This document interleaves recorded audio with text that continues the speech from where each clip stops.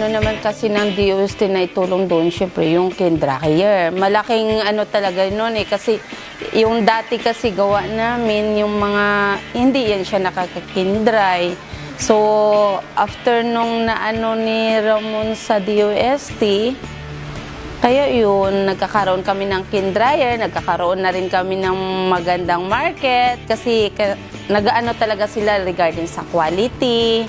Yun ang pinakaano ng mga ginasupplyan namin sa quality. Kasi dahil dun sa Kindryer.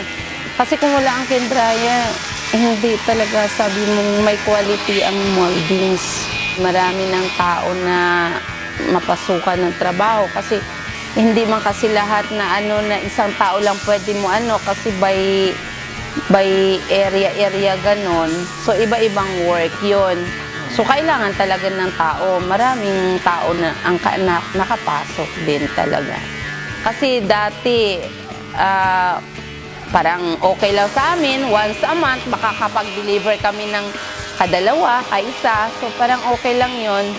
Hanggang medyo maganda na yung siguro, naging kampante na rin yung ginasupplyan namin sa quality namin, tumataas yung requirement nila.